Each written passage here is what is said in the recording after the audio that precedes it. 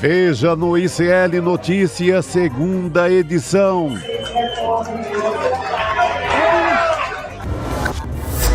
O plano contra Xandão. Aquela máxima, né? Mostre-me o homem e eu encontrarei o crime. O que está por trás dos ataques a Alexandre de Moraes? Eu tinha o poder, pela lei, de determinar a feitura dos relatórios. Ofensiva no Congresso. Vai tentar aí se manter daquele jeitinho dele. Direita se une para articular pedido de impeachment do ministro. Com medo de se manifestar nas redes sociais. Defensiva no STF. Investigações. Colega sai em defesa de Moraes. A ideia de que foram iniciativas tomadas à margem da lei é completamente equivocada. O ICL Notícias, segunda edição, está no ar.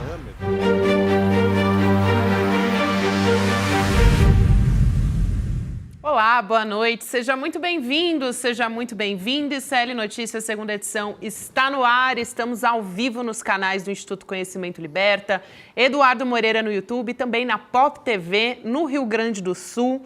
Essa quarta-feira, 14 de agosto de 2024, tá quentíssima. A gente vai falar, claro, sobre todos esses ritos, né, oficiais ou não oficiais, envolvendo Alexandre de Moraes, a extrema-direita que já está caindo em cima. Não falta assunto aqui. Boa noite, Chico Sá, Rodrigo Viana. Boa noite, Gabi. Boa noite, Rodrigo. Boa noite, comunidade. Adorei o Não Faltam Ritos para tratar hoje à tarde sobre essa...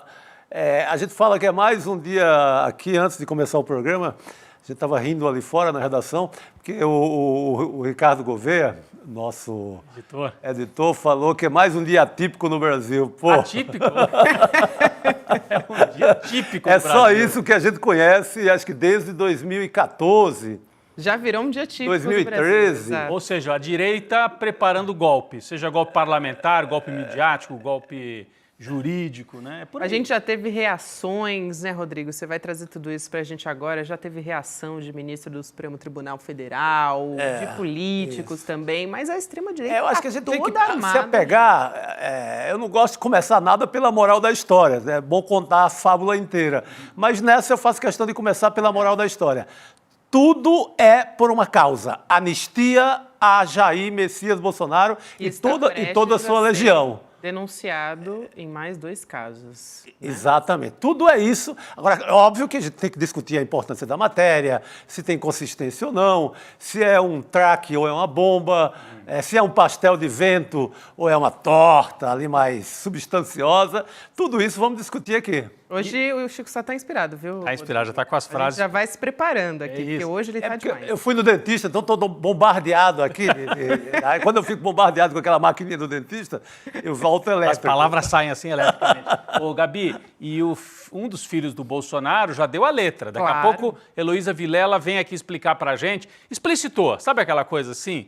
Deixou explícito qual é essa operação. É uma operação para atingir o Alexandre de Moraes, mas é uma operação principalmente para obter algum tipo de anistia do Bolsonaro. Se for possível, torná-lo elegível de novo. Se não for possível, garantir que ele não vá preso. Então, é uma negociação. Para garantir a anistia, tem que enfraquecer o Alexandre de Moraes. E, Rodrigo, eu acho que eles ganham sempre. Eles saíram ganhando já.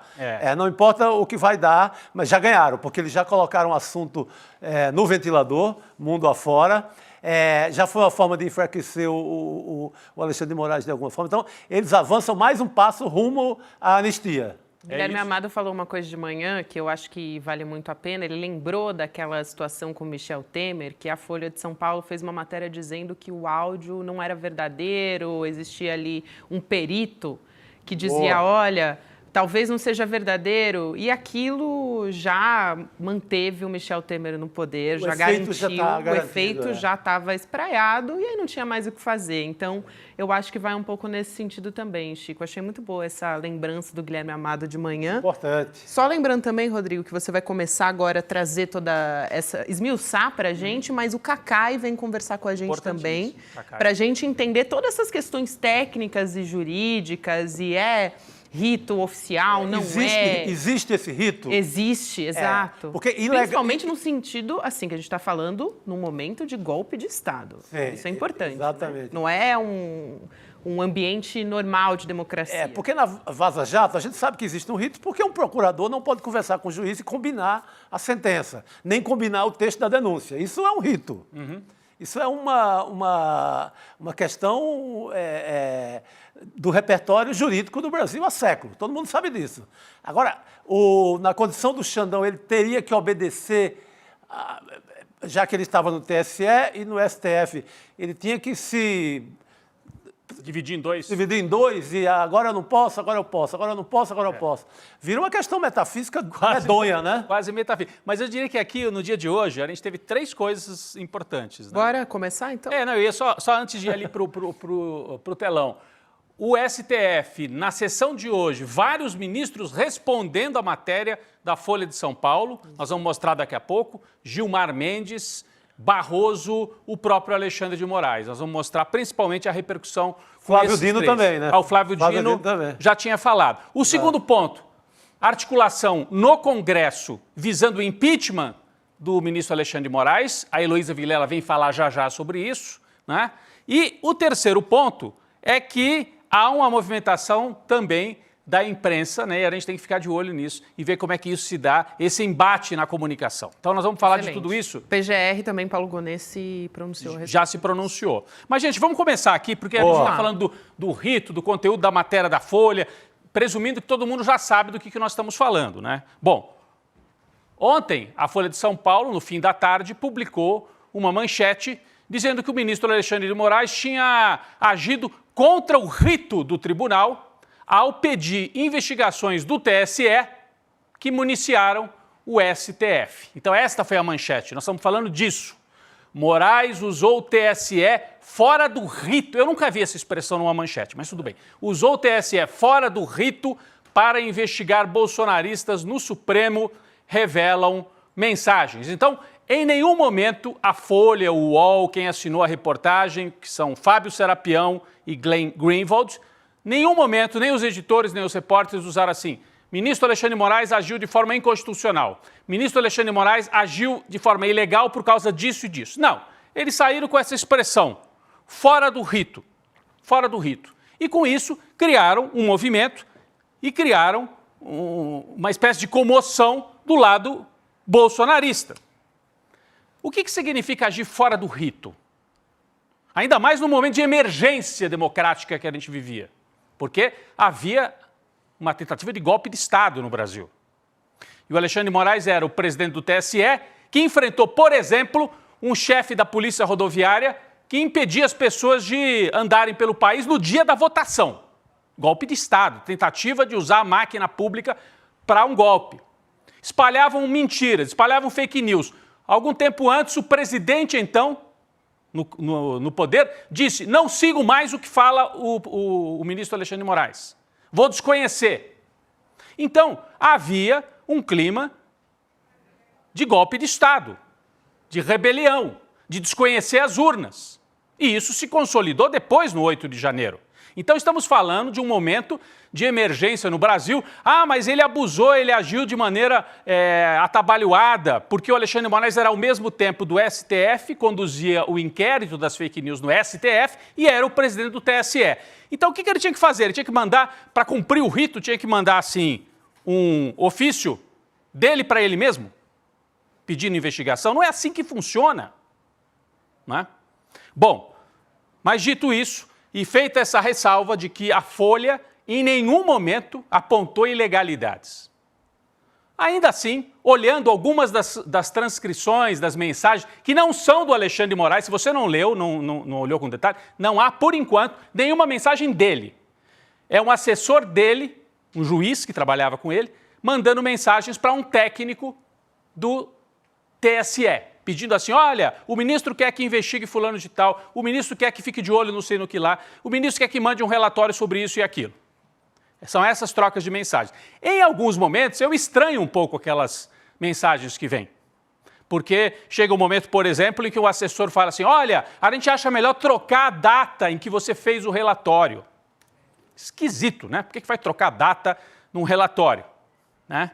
Em outro momento diz assim, eu acho que isso até depõe a favor do Alexandre de Moraes, mas enfim, diz assim, ó, o ministro não gostou do relatório porque veio... O que eram os relatórios? O técnico do TSE ficava atrás de gente que estava questionando as urnas. E aí fizeram lá um relatório para embasar a investigação do Alexandre de Moraes e o juiz diz assim para o técnico, o ministro não gostou muito do relatório porque cita muito a ele mesmo. É como se a preocupação fosse com ele e não com as urnas. Ele quer que deixe claro que os caras estão atacando as urnas, não tanto a figura pessoal dele. Né? Então, se der para fazer o relatório mudando isso, de qualquer maneira, é a figura que está presidindo, pedindo para quem está investigando fazer de tal ou tal maneira a investigação. Eu acho que aí a gente pode talvez discutir, não vou ser eu que vou fazer isso, né? O Cacai depois vem aqui, juridicamente, discutir, cruzou, não cruzou alguma fronteira, ultrapassou alguma fronteira do razoável, não ultrapassou. De qualquer maneira, não existe uma regra clara escrita. Qual o rito que a Folha está falando? Onde está escrito? Como é que o ministro, que está presidindo um tribunal, no momento em que um núcleo de extrema-direita está tentando impedir a consolidação e a própria eleição, que rito que ele tem que seguir? Qual é o rito? Eu acho que ele tem que seguir a Constituição. O rito seria entregar o país ao golpismo. Pois é. Cumpriria o rito e acabaria com a democracia. A gente não estaria aqui hoje fazendo esse programa. Exato. Pois é. Então, é algo para a gente pensar também. Não vamos ser ingênuos e falar assim, mas o Alexandre de Moraes, ele mandava investigar. Bom, ele mandava investigar. Ainda bem que alguém mandou investigar esses golpistas, ele preside o inquérito é dele, ele preside o inquérito. Ele preside o inquérito. Ainda bem que mandou investigar. Mas a investigação tem que seguir algumas regras, pode ser que aqui e ali ele tenha agido de forma atabalhoada.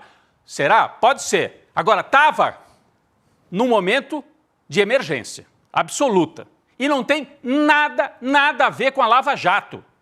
O Alexandre de Moraes não combinou nada com o procurador da República, como o Moro fez com o Deltan Dallagnol. Então, Deltan Dallagnol, que falou assim, é muito mais grave isso do que aquelas trocas de mensagens da Vaza Jato.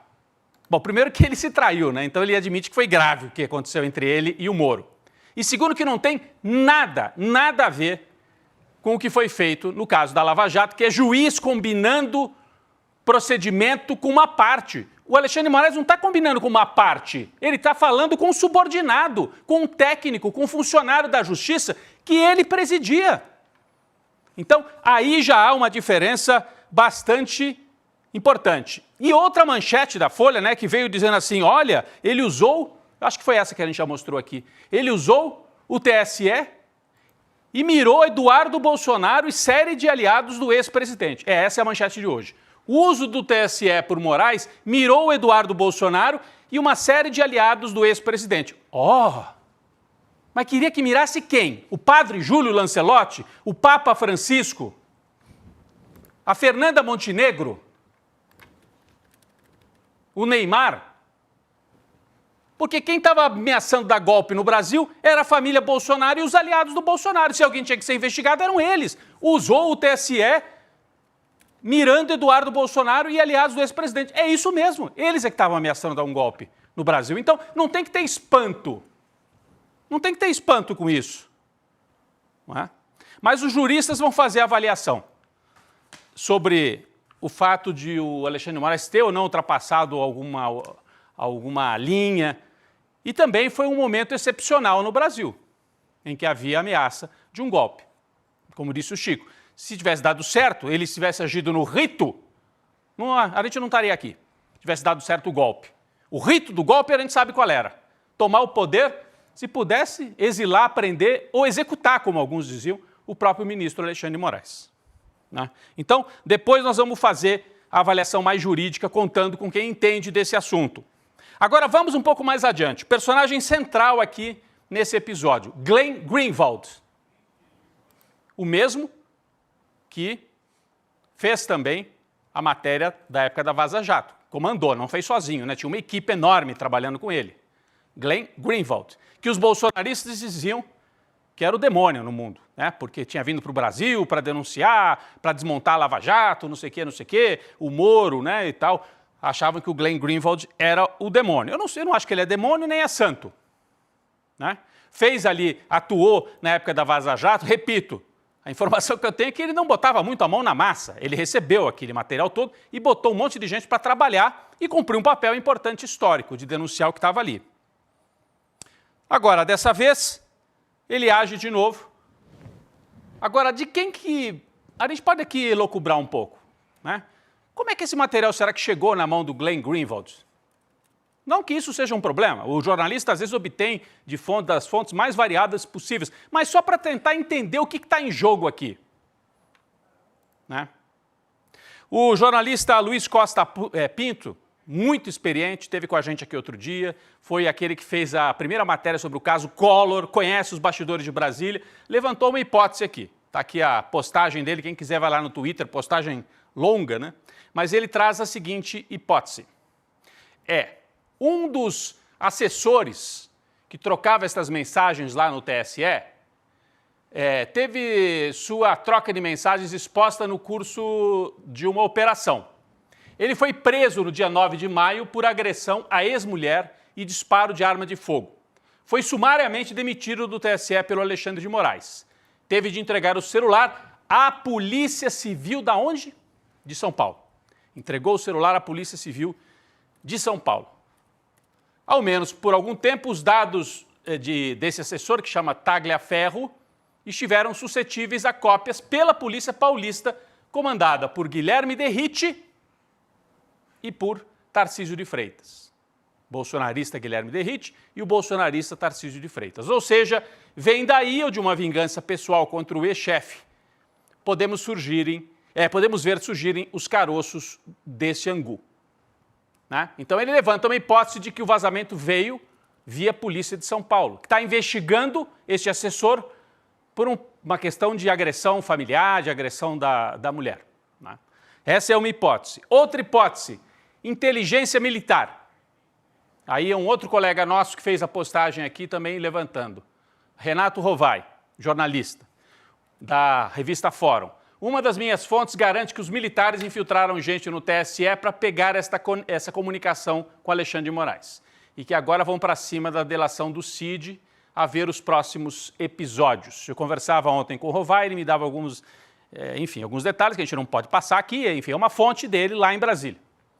A possibilidade de ter sido via os militares. Entraram no sistema, baixaram os arquivos do WhatsApp e entregaram para o jornalista.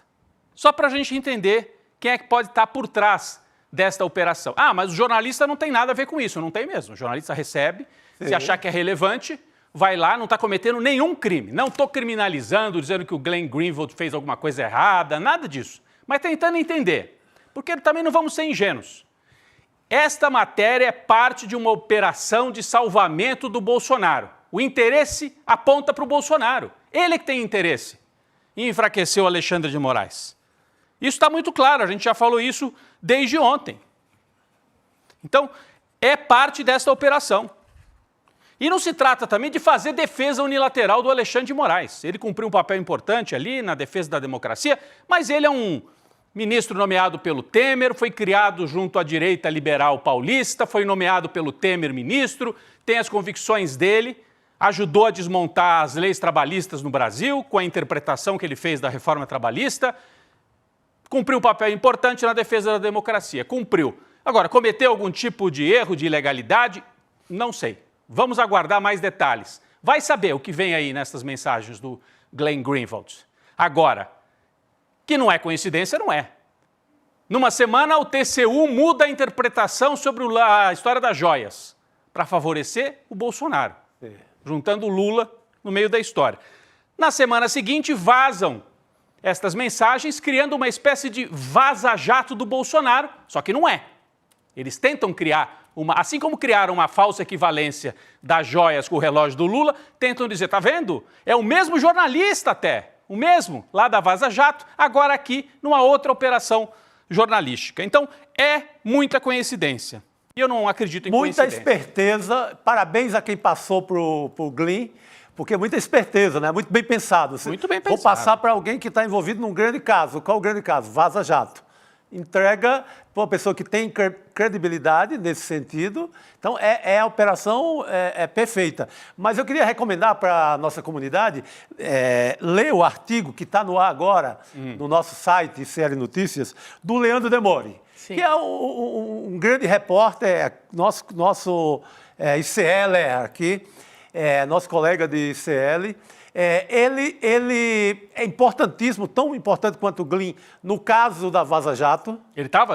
Ele estava, ele que editou, ele que botou a mão na massa, ele que trabalhou para valer. O artigo é a questão Alexandre de Moraes. Né, a questão Alexandre de Moraes. Então, é um artigo que ele mostra simplesmente, olha, não confunda essa história agora do Alexandre de Moraes com a Vaza Jato. Eu estive lá e foi assim. A bandalheira do Moro com o Dallagnol não tem nada a ver com o que está acontecendo agora. Então, é importantíssimo esse texto do Demori nesse momento. Ele chama atenção para vários pontos, né? Não eram procuradores delegados, não eram subordinados. É muito didático. Testemunha, acusação, contra um réu, enfim, ele levanta... O Demori faz de forma mais pedagógica possível. Então, todos nós vamos entender lá, lendo... Então fica o convite para ler o artigo do Demori no iclnoticias.com.br, em que ele fez a análise sobre este fato. Bom, para a gente adiantar um pouco aqui, porque daqui a pouco vem a Heloísa Vilela, nós temos aqui alguns dos diálogos para mostrar para todo mundo. Começou a circular essa história de impeachment já do Alexandre de Moraes. A extrema-direita já pegou. Os bolsonaristas fizeram uma entrevista coletiva, daqui a pouco a Heloísa Vilela vem contar. Tem manchete, ó. Bolsonaristas pedem impeachment e Moraes se defende de acusações. Então, é o que o Chico falou. Eles já estão no lucro. Para eles, já é lucro o que aconteceu até agora. Tem manchete, tem já o Rodrigo Pacheco aparecendo para dizer, não, se apresentarem, eu não dou andamento. Né? Tem aqui manchete sobre esse fato. Ó, apesar da pressão de bolsonaristas, Pacheco, que é o presidente do Senado, deve segurar o impeachment de Alexandre de Moraes. Mas daí já começa a ficar caro. O Alexandre de Moraes já começa a ter que pagar preço. Olha o verbo, é segurar. Vai segurar, ô Moraes, eu vou segurar aqui para você. Então, esse é o movimento. Os bolsonaristas pressionam pelo impeachment e o Centrão, o Pacheco, fala, a gente segura. Não vamos dar andamento, isso aí é exagero, mas vamos conversar um pouquinho. Então, o Moraes perde poder com essa operação. Isso já está dado. Já aconteceu. E tem manifestação de rua, já tinha havido, já há convocação de manifestação de rua dos bolsonaristas, um fora Moraes e tal, impeachment já. Isso ajudou, então, a esquentar no parlamento e a esquentar na rua. Eles estavam um pouco de crista baixa nos últimos tempos, né? Então, é uma operação que já está em andamento. A pergunta que fica, né? Até o Juca Kfouri falou sobre isso esses dias. Bom, tá bom. Se tudo der errado pro lado do Xandão e aprovarem o impeachment, o que acontece? Tem que nomear um novo ministro do Supremo. Silvio Almeida, seria? Quem é que nomeia, hein? É um tal de Lula que nomeia o novo ministro do Supremo. Então, daí sairia um ministro nomeado pelo Temer e entraria um ministro nomeado pelo Lula. É que é difícil entender a psicologia ali por trás, né? Da realidade, Então, por isso que eu conversei agora há pouco, um pouco antes de entrar no ar, com um ministro lá em Brasília, que é do PT. É ministro e é do PT. Ele me diz, olha, nós temos que prestar atenção em 3 coisas nesse episódio. Primeiro, o papel do Glenn, não para criminalizá-lo, mas como o Glenn andou muito próximo da extrema-direita, inclusive jornalística, ultimamente, próximo dos trumpistas, aquele Carlson da Fox News, ficar de olho nisso. Por que veio através do Glenn? Isso é um ponto de interrogação. Segundo, o duplo objetivo dos bolsonaristas. Falar em impeachment, mas não necessariamente para aprovar o impeachment. É para enfraquecer o Alexandre de Moraes e ver se extrai com isso um compromisso de que não prende o Bolsonaro, ou até de que revoga a inelegibilidade, volta a deixá-lo elegível. Então, esse é o cenário. Eles vão falar de impeachment, que é o programa máximo, é o máximo que eles querem, sabendo que eles vão arrancar alguma coisa intermediária, talvez um compromisso de não pegar tão pesado nas condenações, alguma coisa por aí. E, ao mesmo tempo, esquentam a rua e alimentam a eleição de 2026 com esta pauta para eleger uma grande bancada de senadores e aí sim ameaçar a democracia, porque hoje eles não têm voto para aprovar sozinhos, eles, eu digo os bolsonaristas, para aprovar sozinhos impeachment de ministro do Supremo. Mas imagina se elegem 2 bolsonaristas em São Paulo, 2 no Rio, 2 em Santa Catarina, 2 no Paraná, em Rondônia, em Mato Grosso do Sul, Mato Grosso, Goiás. Vão fazer um estrago E isso sim é um projeto deles a médio prazo. Deixar esse assunto quente, o Bolsonaro não ir para a cadeia, e em 2026 fazer uma grande bancada, mesmo que não ganhe uma presidência, e aos poucos ir virando o clima para derrubar depois ministros do Supremo Tribunal Federal. Então esse é o roteiro que está colocado aí para frente, né? E só para concluir mesmo, o papel do Elon Musk. A gente falou do papel do Glenn Greenwald e tem o papel do Elon Musk. Não é coincidência, né, gente? O Elon Musk ontem postou no X, o antigo Twitter, a seguinte mensagem. Bom, primeiro ele curtiu a postagem do Glenn Greenwald. Ele fez assim, uou, para a postagem do Glenn Greenwald. Uou, tô de olho, uou. E depois, ou antes, talvez, algumas horas antes, agora eu não sei bem o que foi antes, o que foi depois, mas foi num intervalo muito pequeno de horas, nós temos uma outra postagem, em que ele revela que recebeu ofícios do Supremo Tribunal Federal pedindo que tirasse do ar contas de um parlamentar, de um pastor e da esposa de um ex-parlamentar. Era um pedido, ele até publica na íntegra o pedido, um pedido reservado da Justiça Brasileira. Ele quebra a reserva, quebra o sigilo e publica. Então faz as duas coisas ao mesmo tempo. O Elon Musk está na mesma operação, já estava antes, atacou Alexandre de Moraes e agora está feliz da vida com esta manchete da Folha. Saiu das teorias conspiratórias da extrema-direita e foi para a manchete de um jornal, que é um jornal que, francamente, né, a gente sabe o caminho que a Folha tomou nos últimos anos. Está dentro da operação também de livrar a cara do Bolsonaro, Gabi. Mas a gente pode até trazer mais detalhes sobre a matéria agora, não é isso? A gente vai trazer agora, Rodrigo. A gente continua, a gente separou alguns trechos dessas conversas entre os assessores do Alexandre de Moraes que a Folha trouxe.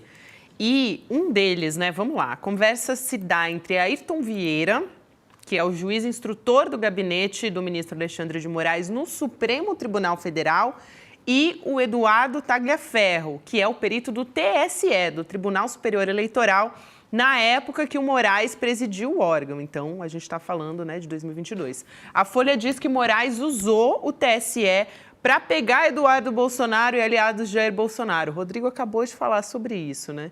Sobre vai atrás de quem, né? Essa é a grande pergunta. Atrás do Papa Francisco vai ser investigado?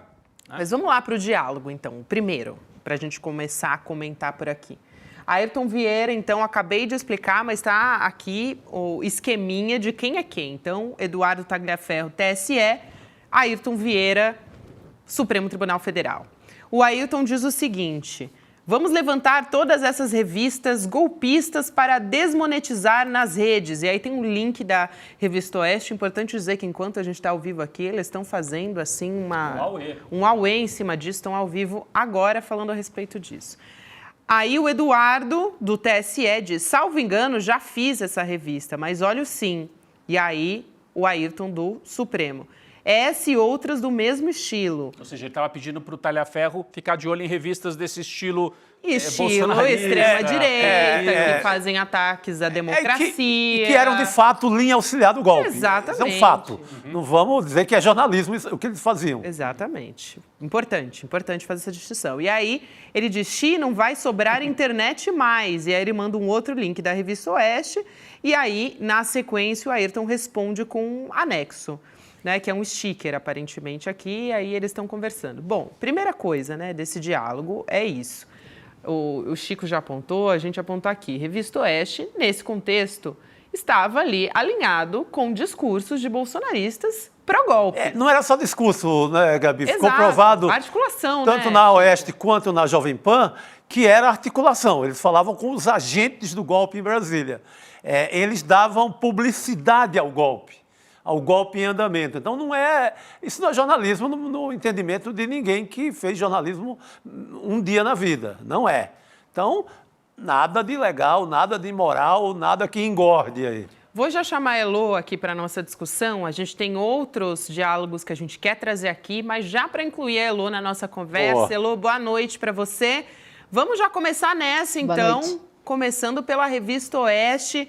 Anexamos, né? Vamos anexar aí, um falando com o outro, um do TSE, um do Supremo Tribunal Federal.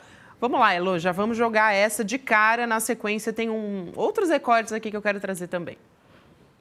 Eu acho que a primeira coisa que a gente tem que deixar muito claro é que Alexandre de Moraes, como ministro do STF, presidente do TSE, O TSE tem o direito de pedir, tem poder de polícia, né? Pode pedir esclarecimento, pode pedir informação e pode levantar os dados, porque o tempo urge, você quer garantir a eleição, então você tem que agir rapidamente para que a eleição não sofra com essas medidas. E ele estava investigando o gabinete do ódio, disseminação de fake news e golpe em andamento. Ele, claro, não ia correr atrás do papo, ele tinha que correr atrás de quem estava fazendo essa difusão de mentiras para justamente atacar a nossa democracia. O que a gente está vendo agora, nesse momento, é o embate que estava faltando. É isso que eu estou vendo no horizonte. É o embate do Supremo Tribunal Federal com a extrema-direita golpista que está atuando dentro do Congresso. E isso hoje ficou muito claro para mim, porque o que eles estão fazendo dentro do Congresso é atacar o STF, que eles fazem há muito tempo, eles querem detonar o Supremo, porque eles não querem a Constituição vigorando, porque aí eles ficam em dificuldades.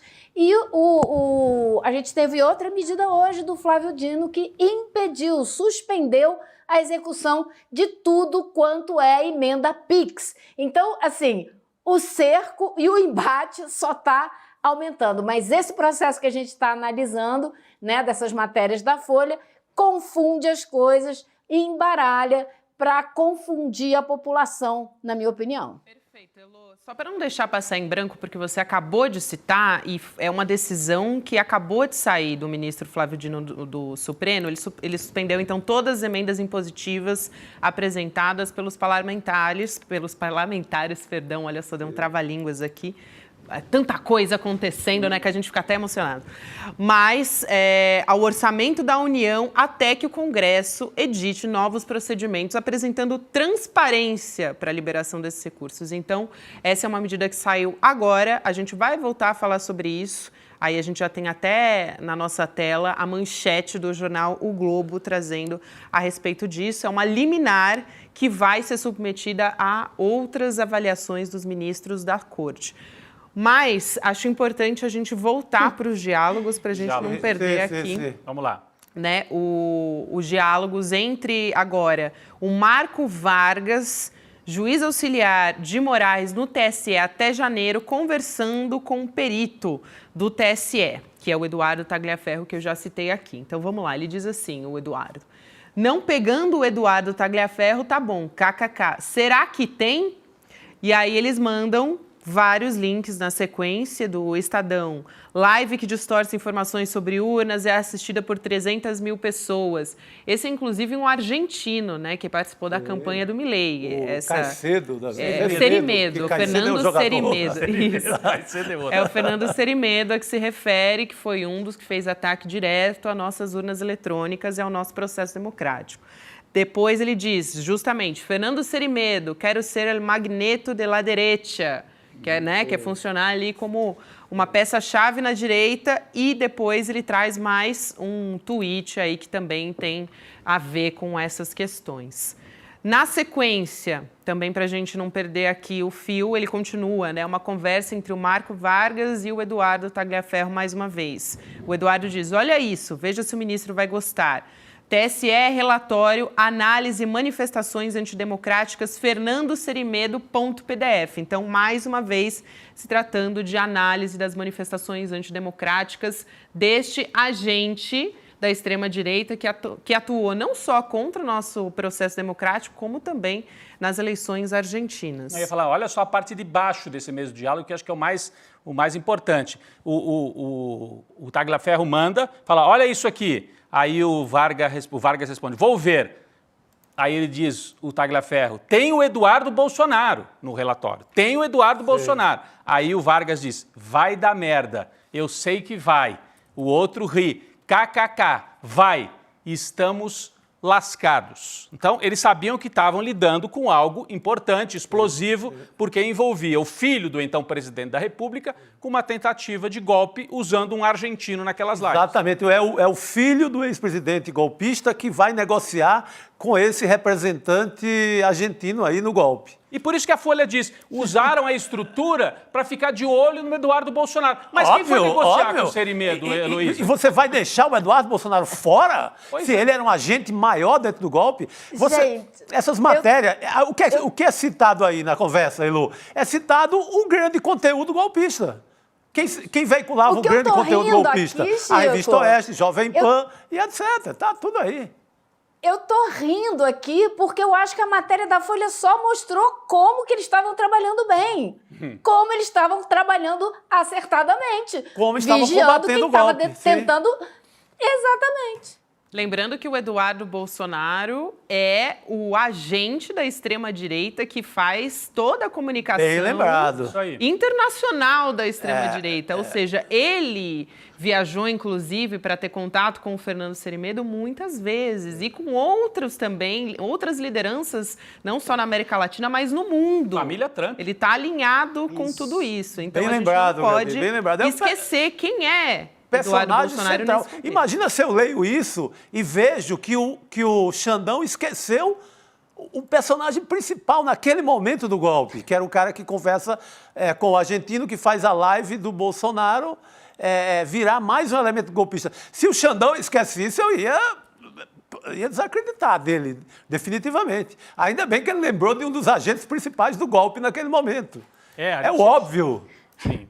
A gente está aqui fazendo análise política, né? Lembrando que daqui a pouco o Cacai, jurista, advogado, vem para fazer a análise mais do conteúdo jurídico e ver se tem algum ponto em que quebrou o rito, como disse a Folha, né? Mas acho que a análise política é mais importante até do que essa história jurídica. Falando em análise política, Rodrigo, eu acho importante a gente trazer repercussão. Heloísa Vilela estava no Congresso e olha só o que ela captou ali naquele quebra-queixo da imprensa, né, com os senadores. Olha o que disse o senador Flávio Bolsonaro. Vamos assistir. Confirma que está na matéria da Folha de São Paulo, que ele não poderia, de forma alguma, estar participando de nenhum julgamento envolvendo o Bolsonaro ou aqueles seus aliados, né, que nas mensagens aparecem, seja no TSE, seja no Supremo Tribunal Federal. Então, é óbvio que há muito mais razões, você que é advogado está me assistindo, há muito mais razões para que sejam anulados todos os julgamentos que Alexandre de Moraes participou contra Bolsonaro, desse período de 22 para cá, porque claramente ele tinha um objetivo pré-determinado de atingir, de prejudicar, de condenar o Bolsonaro. É aquela máxima, né? Mostre-me o homem e eu encontrarei o crime. Para que não se reste dúvidas do que eles queriam, né? Heloísa, você que estava lá, comenta pra gente essa fala do Flávio Bolsonaro. Eu achei super interessante o seguinte, você tem ali o Girão, o senador, acompanhado de alguns poucos senadores e de vários deputados, que é quem vai fazer o barulho são os deputados, e só o Girão falou. Quando acabou e todo mundo saiu, aí a gente teve isso aí, todo mundo em volta, né, do 01 para que ele falasse o que, afinal de contas, é o grande objetivo da família Bolsonaro com toda essa armação de tentativa de impeachment do ministro Alexandre de Moraes. É livrar a cara do Bolsonaro para que ele, pelo menos, não seja preso. Agora, não se iludam, não tem um interesse só nessa manobra toda, porque tem mais gente usando esse bafafá para avançar suas pautas. Por exemplo, a senadora Soraya Tronic falou comigo com todas as letras. O Davi Alcolumbre, que é hoje presidente da CCJ e quer ser presidente novamente do Senado, vai usar essa história para se promover e ganhar os votos da extrema-direita para conquistar de volta essa cadeira de presidente. Por quê? Ele vai dizer, se eu for eleito, eu vou assim, arrebentar com esse pessoal, eu vou para cima, eu vou pedir impeachment e tal.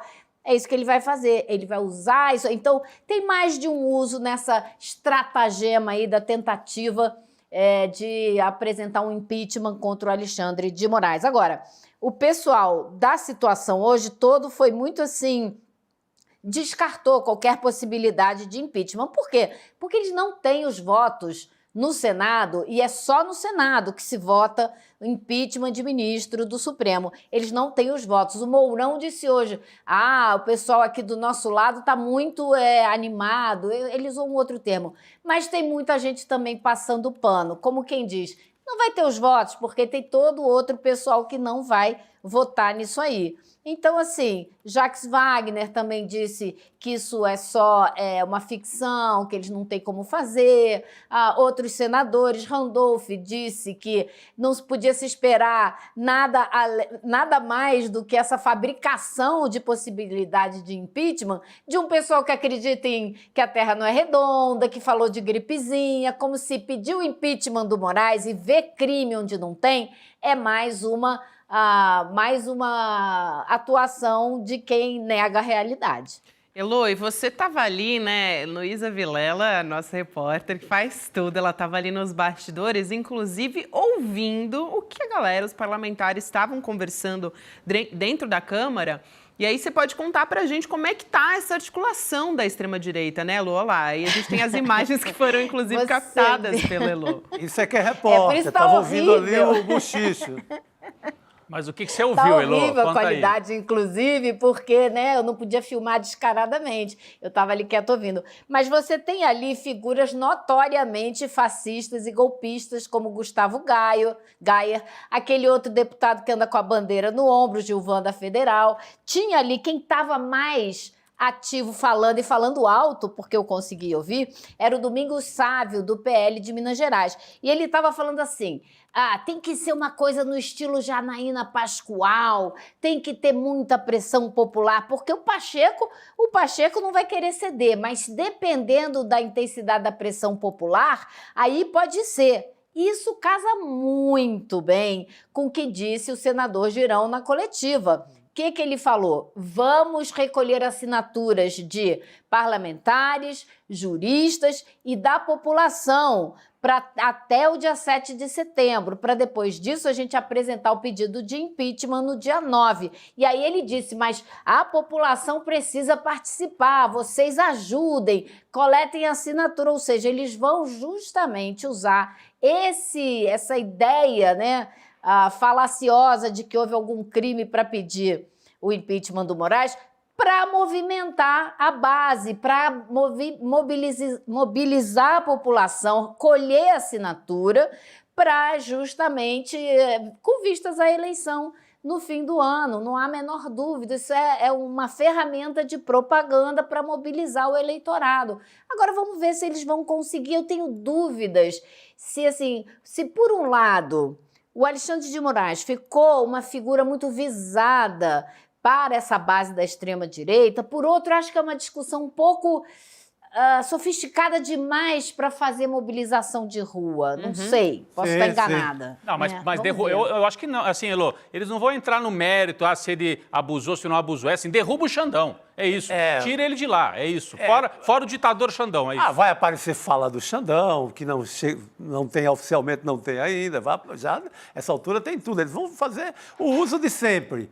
Mas quando na própria matéria, né, você não tem a palavra ilegalidade, você não tem feriu a Constituição, você não tem passou por cima da lei, feriu o Código Penal ou qualquer outra lei, não tem a força que poderia ter se fosse Alexandre de Moraes cometeu ilegalidades. Alexandre de Moraes desobedeceu à lei maior do país, que é a Constituição. Você não tem isso. Sim. Aí eu perguntaria, você como editor, daria essa matéria? Você daria a matéria? Não tem nada concreto, gente. Eu daria, as mentiras que eles construíram sobre o Lula, tinha triplex, tinha sítio, tudo mentira, mas tinha uma coisa tangível. E eu acho que essa história não tem nada tangível. Porque só fica na base dos ritos oficiais, ofícios. Quer dizer, é muito técnico. É muito longe, Mas já que eu respondi que daria essa matéria, eu como editor, vem ali o Glenn e o outro menino Serapião. E aí, tem isso aqui. O seu Chico Sá, editor aqui, temos esse material. Não quero saber de onde eles trouxeram, porque não quero violar a fonte deles também como editor. Eu leria, e uma vez eu sabendo que não tem ilegalidade, não tem nada, tem só uma coisa que pode ferir um pouco o rito ou qualquer outra coisa abstrata, eu colocaria até um chapéu, bastidores, como age o Xandão, como uma coisa de comportamento de um juiz da corte. Como é que foram tomadas as decisões. uma matéria meio ali na linha, como disse um dos nossos colegas aqui antes de começar o programa, uma matéria meio ali na linha Piauí, contando os bastidores. Bastidores da assessoria do Xandão. Mas jamais eu teria a pretensão de derrubar ninguém com uma matéria dessa. Jamais eu teria a pretensão de achar que isso vai mexer com a República. Porque foi dado de uma forma, o tratamento jornalístico, o tratamento nas redes é como uma coisa que vai definir o destino da humanidade. E não é. Eles usam, inclusive, adjetivos. A controvérsia, o controverso inquérito das fake news. A matéria editorializada. Até agora, você não tem. Vamos falar até agora, porque o que saiu até agora, 2 matérias, não... Está ali tentando... O jornal está tentando sustentar no gogó. No gogó, no editorial, na forçação, para tentar segurar a tese como uma tese muito forte. Não é. É uma matéria interessante, assim, eu ia ler com alguma curiosidade. Pô, como é legal, pô, vê como eles decidem e tal. Chico, eu queria trazer também um pouco da repercussão dos ministros do Supremo Tribunal Federal, porque eles se pronunciaram a respeito disso. Acho que o primeiro, para a gente trazer aqui, né, o primeiro pronunciamento do ministro Alexandre de Moraes, né? Ele falou sobre isso, ele negou qualquer ato ilícito e também reforçou que a Polícia Federal estava colaborando pouco com a investigação em determinado momento. Importante lembrar, a gente já falou aqui, mas era um momento em que as instituições, em que a democracia estava sendo atacada num contexto eleitoral. Então, vamos deixar isso sempre claro aqui. E ele também disse que as ações que ele tomou eram um caminho mais eficiente para o andamento do inquérito. Por isso, tão importante falar desse contexto. Mas vamos lá para a fala do Xandão, vamos ver o que ele disse. O caminho mais eficiente da investigação naquele momento era a solicitação ao Tribunal Superior Eleitoral, uma vez que a Polícia Federal, lamentavelmente, num determinado momento, pouco colaborava, nós sabemos, com as investigações, retirando o apoio do delegado. O delegado que atuava nos inquéritos chegou a ficar com um único agente policial para poder realizar todas as diligências. Seria esquizofrênico eu, como presidente do Tribunal Superior Eleitoral, me auto-oficiar. Até porque, como presidente do Tribunal Superior Eleitoral, no exercício do poder de polícia, eu tinha o poder, pela lei, de determinar a feitura dos relatórios. Hoje esse meio investigativo continua possível, esse compartilhamento de provas, que é um meio admitido pelo Supremo Tribunal Federal, hoje sim eu oficiaria a ministra Carmen, porque agora a presidência do Tribunal Superior Eleitoral é da ministra Carmen. Então, eu, como presidente do TSE, determinava a assessoria que realizasse o relatório. Porque senão, como é que faria? Ele mandaria um ofício para ele mesmo? Exato. Eu, Alexandre de Moraes, do TSE. Eu, Alexandre, mando para o senhor Moraes. Do TSE. Aí ele tira uma toga, coloca outra, recebe o ofício. Quer dizer... Então, por isso que ele falou... nesse sentido aí... eu achei a manchete da Fórum realmente a melhor de todas. A Folha descobriu que o ministro do TSE era o mesmo do que o do Supremo Tribunal, algo nessa linha. Né? Não só, né? E era o presidente do Tribunal Superior. Não, mas a Fórum fez uma manchete que era quase que assim, era uma... Quase uma manchete uma sensacionalista, né? Uma ironia, né? A Folha descobriu algo gravíssimo, que o Moraes do STF é o mesmo Moraes do TSE. É isso que foi descoberto pelos repórteres da Folha. Mais ou menos isso. Quando ele fala de poder de polícia, gente, só para deixar claro aqui, para a gente colocar os aspectos da lei, o César Calejão citou hoje de manhã, mas é uma lei que é a Lei 9.504 de 1997, que dá esse poder de polícia, exercício do poder de polícia ou de violação de postura municipal e tal. Ou seja, existe um artigo da lei que confere esse poder de polícia que o Xandão citou ali na fala dele. Ele não está dizendo da cabeça dele. Sim, essa lei, quando sai essa lei, não era nem um caso gravíssimo como o golpe.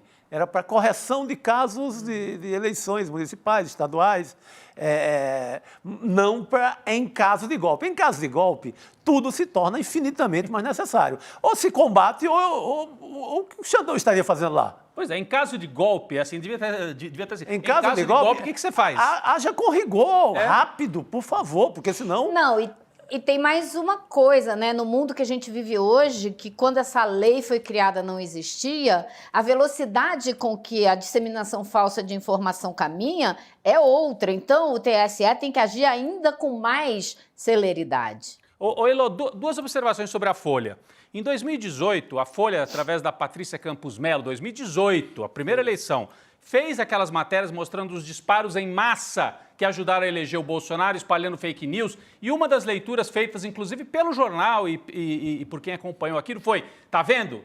O TSE não conseguiu dar a resposta rápida. Sim, bem lembrado. 2018 era essa a questão. Boa, olha, Rodrigo. tá aqui, ó, a Patrícia Campos Melo mostrou. Tinha uma máquina de mentira e a justiça eleitoral é lenta, não deu resposta. Não consegue responder à altura e nem com a rapidez que exige. Exatamente. Aí vem 2022 e o Alexandre de Moraes avisa. Dessa vez estamos preparados, vamos responder e vamos reagir rapidamente, senão não adianta. E aí foi isso. E aí a Folha faz uma manchete onde fala que, não fala em ilegalidade, a gente já citou várias vezes aqui, fala que o Alexandre de Moraes ultrapassou o rito, não sei onde está escrito esse rito. E, incrivelmente, numa matéria dessa, não ouviu nenhum jurista. A matéria original da Folha não ouvia nenhum jurista, só um escrevia um side, que era uma matéria que entrou assim embaixo da manchete, que era o Maierovitch. Ah, mas vai ouvir, você derruba a matéria dos meninos. Se eu ouvisse, derrubava a matéria. Ah, claro. Mas uma matéria dessa, que não traz um jurista falando, o Gabi e Elô. Pô, você quer derrubar a matéria do cara? Pô. E acho importante dizer, o doutor Fernando Fernandes falou sobre isso de manhã. Ele disse que, gente, exemplos de fake news em tempo real. Não é possível se querer essa defesa da democracia nesse contexto, nos moldes de um processo absolutamente manual. Ele usa esse termo, assim, com expedição de ofício ao TSE. Não tinha como, precisava de uma resposta rápida. Exatamente isso que o doutor Fernando Fernandes disse Olha, também. eu prefiro história sem herói. Mas, nesse caso, o Xandão foi o que chamam ele guardião da democracia. Presidente do Tribunal Superior Eleitoral, ele tinha que responder. Exatamente, tem que responder à altura, e respondeu. Foi exatamente o que o presidente do STF, o Barroso, disse hoje. Ele ressaltou a coragem que o Xandão teve de agir rapidamente, enfrentando todas as pressões que ele teve que enfrentar, e inclusive o que a família dele teve que sofrer. Aproveitando, Elô, que você falou do Barroso, vamos ouvir a fala dele também. De hoje. Vamos ver. O Tribunal Superior Eleitoral tem o que tecnicamente se chama poder de polícia. O poder de polícia é exercido, e esse é o termo técnico, de ofício, ou seja, independentemente de procuração. De modo que o TSE tem o dever jurídico de atuar sempre que exista a circulação de alguma desinformação que ofereça risco ao processo eleitoral ou ao processo democrático, do qual o processo eleitoral é uma decorrência. A ideia de que foram iniciativas tomadas à margem da lei é completamente equivocada. Aproveitando, quero trazer também o ministro Flávio Dino, porque ele foi o primeiro a se manifestar depois que a reportagem da Folha foi para o ar. Ele já foi direto falando. E o Dino, ele tem esse costume, ele voltou a usar esse costume Dino de ser, que é usar de ironia, né? O Flávio Dino, ele costuma se manifestar assim para explicar por que não tem crime nenhum, de acordo com a reportagem. Vamos ver o que ele disse. E quero saudar muito, especialmente, o ministro Alexandre de Moraes. Nesse momento, ele é acusado de um crime gravíssimo, qual seja, cumprir o seu dever. Em relação a certos parâmetros de organização do mundo, aquele que cumpre o seu dever é atacado. E nós estamos, queridos colegas que aqui estão, diante da inusitada situação em que se questiona o exercício de ofício do poder de polícia. É isso, o Dino deu a resposta. E essa do Dino não foi dentro do STF, né? Porque o Barroso e o próprio Alexandre de Moraes falaram, a gente mostrou agora há pouco, em sessão do STF. O Dino falou num evento à parte. Ele já falou antes de todo mundo. O Barroso fala outra frase, ele define como uma tempestade fictícia. Ele foi até forte demais com a matéria, com a coisa, mas ele fala de uma tempestade fictícia. Que eu creio que não é ficção, só não é importante. Só é um bastidorzinho sobre como eles decidiram lá zelar pela democracia. Sim. Como o Xandão resolveu zelar pela democracia com muito rigor, fazendo o que está lá na matéria da Folha. Pois é, agora, então qual é o escândalo? Ele apontou o poder do TSE para investigar os bolsonaristas. Sim, eram os bolsonaristas que atentavam contra a democracia. Eram eles. Né? Ele dava ordens para que os funcionários do tribunal investigassem. Sim, explicou aí o Barroso, dever... Os filhos de Bolsonaro estavam no alvo. Óbvio. Que bom. Que necessário. Eu acho, gente, sinceramente, eu acho que se você mudasse a manchete dessas matérias que eles estão publicando, a gente ia fazer justamente essa leitura aí sem o menor problema. E acabou. Parabéns pelo trabalho aí, hein, Xandão? Foi bom. Foi bom. E a gente tem a fala também do decano, né? Do decano do STF, Gilmar Mendes, também falou na sessão de hoje e deu apoio para o Alexandre de Moraes. Vamos assistir? Vamos lá. Vale destacar que a situação colocada pela matéria, pela reportagem, em nada se aproxima dos métodos da chamada Operação Lava Jato, como muitos querem fazer crer. Comparações desses jaízes são irresponsáveis e sem a menor correlação fática. Aqui não há combinações espúrias entre promotor e juiz e nem ordens aos procuradores ou delegados para se comportarem desta ou daquela maneira. Portanto, querer comparar os métodos utilizados naquela operação com a forma de condução do ministro Alexandre nos procedimentos em curso nesta corte são uma tentativa desesperada de desacreditar o próprio Supremo Tribunal Federal em busca de fins obscuros relacionados à impunidade de pessoas que perpetraram graves atos, inclusive tentativas ou propósitos de golpe. Aproveitar que o ministro Gilmar Mendes falou sobre a Lava Jato, a gente quer trazer o comentário de alguns juristas aqui falando a respeito dessa reportagem da Folha. O Davi Tangerino foi um deles. Pode, Lu? Claro, Posso só pontuar uma coisa, Gabi? É importantíssimo um ponto que para quem estava se enganando, achando que poderia haver divergência dentro do STF, o Gilmar deixou muito claro, esse movimento tenta desacreditar o próprio STF, não é apenas o Alexandre de Moraes, né? Então, não haveria a menor chance dos demais ministros acompanharem essa narrativa. Só queria pontuar isso. Excelente, Elô, excelente. O Davi Tangerino, ele falou sobre essa questão da Lava Jato, ele disse que não é possível traçar paralelo entre as investigações comandadas pelo Alexandre de Moraes e as irregularidades da Lava Jato, que é algo que a gente já falou muito aqui, mas vale muito a pena a gente ver o que disse o Davi Tangerino. Ele disse o seguinte, em um dos tweets dele: diferente da Lava Jato, trata-se de poder de polícia e não de exercício judicial puro. Trata-se de comunicação entre servidores do judiciário e não de partes. As informações não foram produzidas com violação de direito, porém estavam públicas. Quando ele diz ali dessa diferença de comunicações, né, entre servidores do judiciário, ele está falando ali, por exemplo, o Moro, ele falava com o procurador, gente. É outra... Combinava, é combinado, exato, acelerava a operação, é outra coisa completamente diferente. Ele também disse, o Tangerino, que se há alguma ilegalidade, não está nas ações do ministro Moraes, mas está no vazamento das conversas. O Rodrigo já chamou atenção para isso. Vamos ver o que ele disse também. Difícil esse vazamento ter origem lícita. A Folha diz que não foi hackeamento, mas pode ter sido acesso ilícito, ou então algum dos participantes vazou, o que seria violação de sigilo. Repetido importante, sempre, exato. O jornalista não tem nada a ver com isso. Não estamos criminalizando, ninguém está avaliando. O exercício do jornalismo. De forma alguma, né? Mas é a avaliação de quem vazou, eventualmente, se foi gente da Polícia de São Paulo, porque há essa suspeita. Polícia de São Paulo, do Tarcísio, que já se pronunciou dizendo que é muito grave tudo isso, né? Sim, então, claro, já correu pro abraço. Já correu pro abraço o Tarcísio. Então, o Tangerino, professor de Direito, está dizendo aqui que é difícil que o vazamento tenha sido lícito. Provavelmente foi ilícito e rechaça qualquer comparação com a Lava Jato.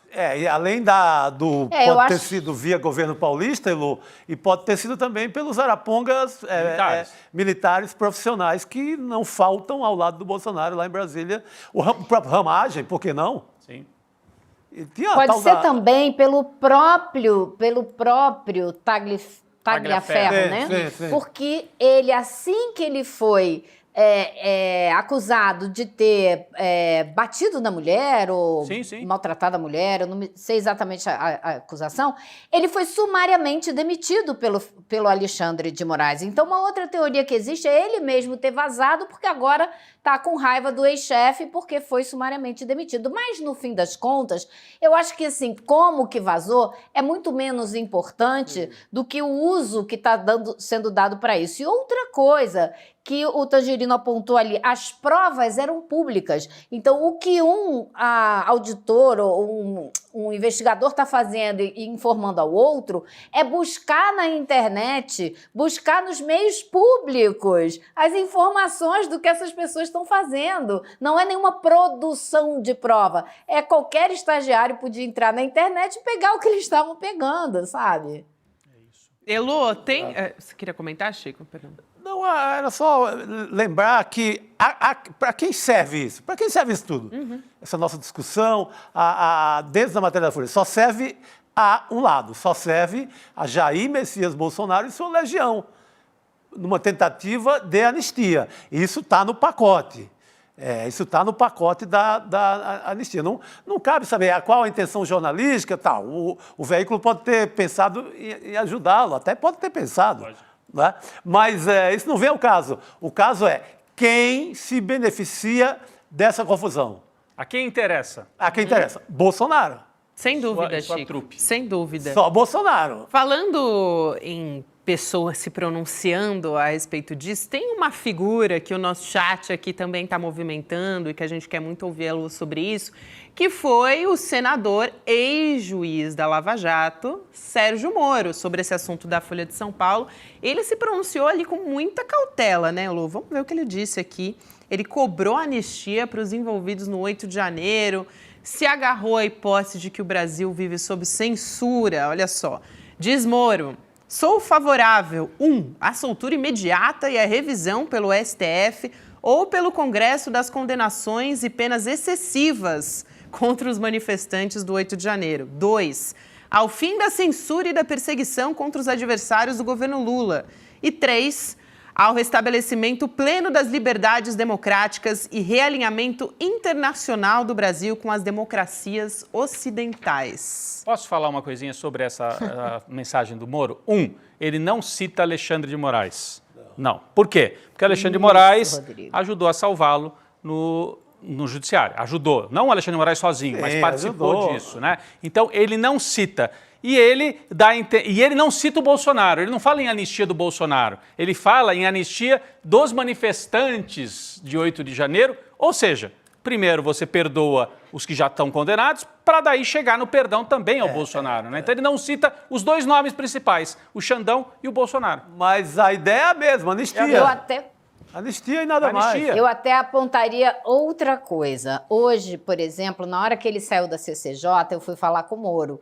E a única resposta dele foi, sem comentários. Sem comentários.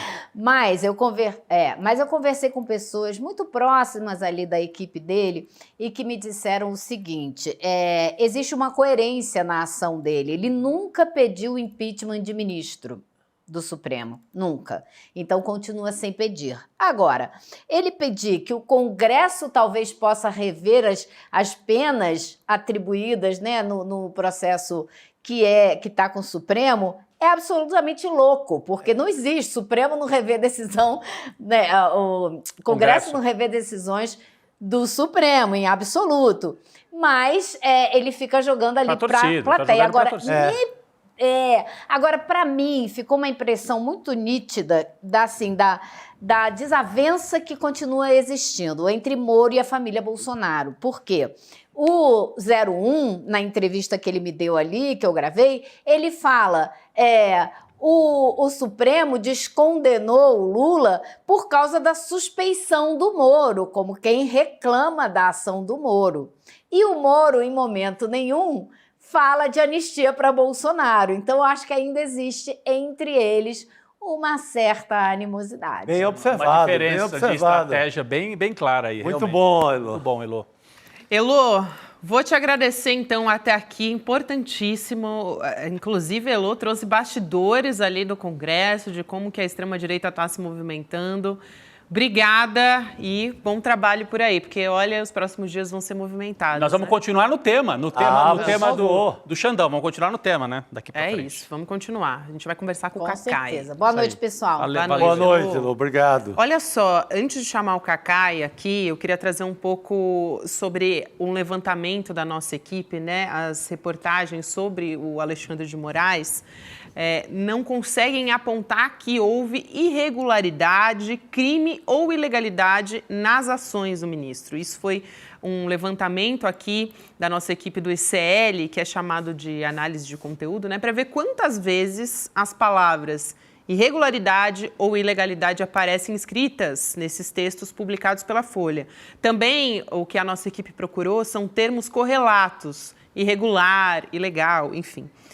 Só as palavras ilegal e ilegalidade aparecem, ao todo, só 3 menções, gente. Então, assim, nenhuma delas apontando crimes do Alexandre de Moraes ou dos assessores diretos que aparecem ali nas conversas todas. A gente vai mostrar aqui. Em uma dessas vezes que a palavra ilegalidade aparece, é com o assessor do Alexandre de Moraes, o Eduardo Tagliaferro, negando que houve crime. Então, ele diz ali, olha só... Tagliaferro afirmou que não se manifestará, mas que cumpria todas as ordens que me eram dadas e não me recordo de ter cometido qualquer ilegalidade. Ou seja, era um posicionamento em resposta à reportagem da Folha de São Paulo.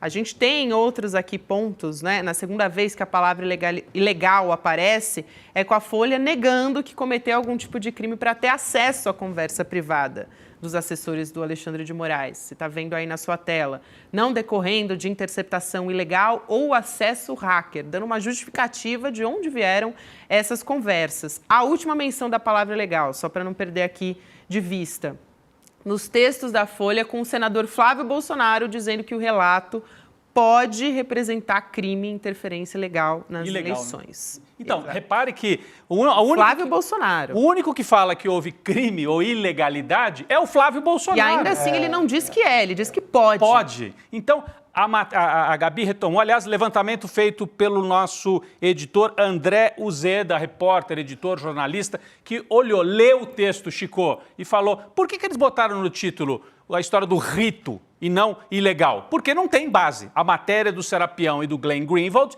não aponta em nenhum momento que a ação do Alexandre de Moraes foi ilegal e inconstitucional. A palavra ilegal aparece associada a outras coisas. Então a saída editorial é usar rito. Rito. E vamos nessa chamar o Cacai para conversar com a gente? É o rito do mito. É o rito do mito. Porque acho que depois dessa análise do nosso repórter André Uzeda, acho que já dá para dar boa noite para o Cacai e perguntar, Cacai, explica pra gente, realmente isso aconteceu fora do rito? O que é acontecer fora do rito? Ajuda a gente a entender, porque olha... Gabi, só completando, Cacai, que bom tê-lo aqui de volta. E mais, existe esse rito? Existe a obrigação com esse rito? Ele é real? Ele está escrito em algum lugar que tem que ser cumprido? Gente, boa noite. É uma alegria enorme estar aqui com vocês. Olha, é muito interessante ver o que está acontecendo, né? Na verdade, nós estamos vendo, ao que tudo indica, algumas viúvas da Lava Jato, juntamente com pessoas que não se conformam com as investigações que estão se dando mais aprofundadas agora, especialmente em 8 de janeiro, e criaram uma tremenda confusão. Eu vou dizer que parece que confundiram o ser humano com o seu germano, porque não há absolutamente nenhuma irregularidade. O ministro Alexandre, ele, como presidente do TSE, à época da eleição, ele tem um poder de polícia que lhe é outorgado por determinação legal, artigo 41 da lei, e ele tem a obrigação de fazer o que fez. Ele tinha a obrigação de fazer, ele tinha o dever de fazer o que fez. Ele prevaricaria se não fizesse. É o contrário. As pessoas que não entendem, a grande maioria está de má fé, boa parte está de má fé. Os bolsonaristas estão felizes da vida porque acharam que tinham encontrado algum tipo de chance de tumultuar o processo. Mas, na realidade, existe um desconhecimento, a falta de sorte, vamos chamar assim, é que o ministro é relator do caso do Supremo Tribunal Federal, e não há nenhuma irregularidade nisso, e presidiu as eleições. Então é o mesmo Alexandre. Não existe um Alexandre do Supremo Tribunal Federal que tem poderes específicos, e existe um Alexandre que era ministro do TSE, à época presidente, e que tinha o poder de polícia, ele podia tomar providência. O juiz lá do interior de Minas Gerais, se vê uma irregularidade, o juiz eleitoral, ele tem a obrigação de tomar providência. Então, esses relatórios que foram feitos, tudo isso é uma medida absolutamente legítima, normal e correta. Sabe o que é o problema maior que nós estamos enfrentando? Primeiro, é claro que isso não é só desconhecimento, há má fé, há um jogo de poder, há uma tentativa de desestabilizar o Supremo. Eu hoje presenciei a fala do ministro Barroso, muito forte, muito vigorosa, depois o ministro Gilmar Mendes, até o Paulo Gonet se manifestou, e a fala do próprio Alexandre. Até eu vou trazer um assunto aqui que não tem sido objeto de ninguém, de pauta.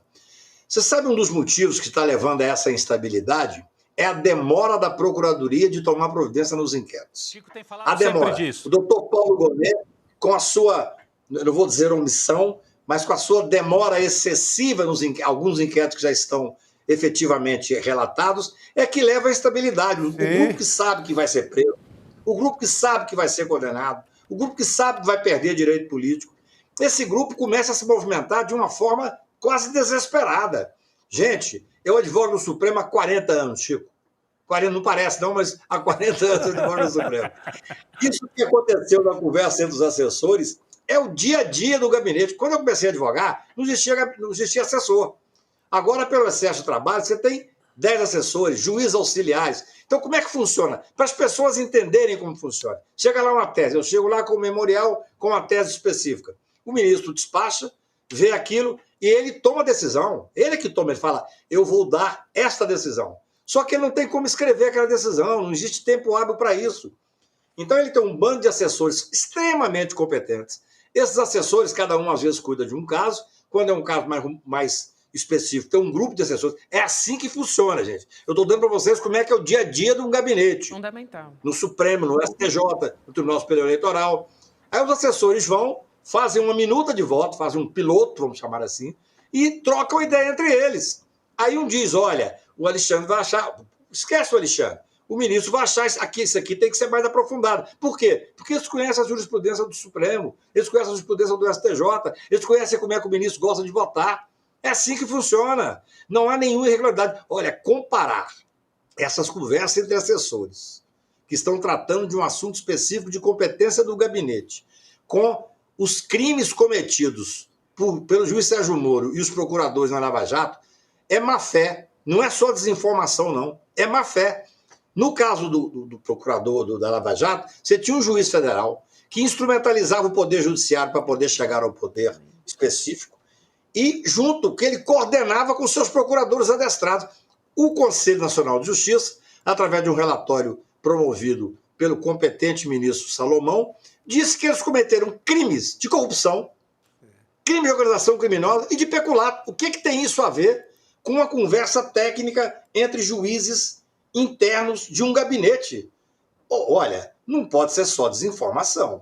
Há realmente uma tentativa de desestabilizar o Supremo Tribunal Federal. E nós temos que trazer uma discussão, eu proponho aqui para vocês, carinhosamente, um dos motivos de tudo isso, essa instabilidade, é a demora da Procuradoria em tomar a atitude que já deveria ter tomado, porque os inquéritos estão, alguns deles, relatados. É isso, o Chico Sá vinha falando muito disso, né, Chico? No popular é o famoso dar sopa pro azar ali, né? Dar azar pra sopa, ou sopa pro azar, você escolhe aí a forma como vai usar. Mas você deixa ali um buraco, cara, não vai denunciar, não vai ter nada, não vai sair daqui, e começam a pensarem dentro dessa ótica da má-fé, o que se encaixaria para enfraquecer uma eventual denúncia, já de cara, já para matar. Como é que a gente vai matar isso? Então matando, né? Eu escrevi um artigo a semana passada, retrasada, que o título era Bolsonaro tem o direito de ser processado. Porque não é possível que fique indefinidamente uma investigação. O Supremo Tribunal entende que a investigação por um prazo excessivo, ela tem que ser terminada. Porque o cidadão que está sendo investigado, gente, isso é uma angústia enorme, uma espécie de uma pré-condenação. Agora, no caso específico, veja bem, Eu não conheço, evidentemente, os 6 GB que dizem que tem e tal. Mas imagino que eles devem ter mostrado os mais importantes primeiro. De tudo que eu vi, não há nada que pareça ser irregular.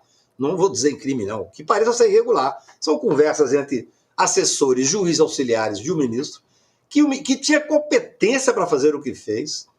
Eu acho até que pode ter uma discussão assim, vem cá, por que o ministro Supremo tem que ser ministro do Tribunal Superior Eleitoral? É só mudar a Constituição. Porque isso é um fato. O ministro Alexandre, felizmente, é o relator desses inquéritos do Supremo, que foi aquele que deu um passo importante para manter a estabilidade democrática, que impediu, de certa forma, o golpe. A gente tem que lembrar, e hoje o ministro Messias, AGU, falou isso com muita propriedade, tem que lembrar as circunstâncias que aquilo acontecia naquela época. Nós estávamos saindo de um governo fascista, com um Congresso cooptado, e foi o Judiciário que fez a sustentação jurídica e até política, sob o aspecto político-institucional, para manter a possibilidade do Estado Democrático de Direito, gente. Agora, Cacai, nós estávamos com uma situação gravíssima. Não, lembrando agora que você vem... Não, eu ia lembrar só que Claro. o Procurador-Geral da República da época também não agia, não apresentava, não instigava o Judiciário a agir. O Procurador da República protegia o Bolsonaro, né? O então Procurador. Não estamos nem falando do Gonê, estamos falando do anterior, né? Então, o Supremo teve que... O Supremo teve que fazer a instrução e teve que fazer a investigação da defesa da democracia. Né? A Juliana Del Pio falou hoje de manhã, né, que desde 2019 é uma inação do Ministério Público Federal que levou a esse inquérito. Né? Mas fala, Cacai. Eu cunhei uma expressão de poderes imperiais na mão do Ministério Público. Escrevi muito sobre isso pelo seguinte. Eu gosto de repetir, já falei para vocês aqui, mas eu vou repetir.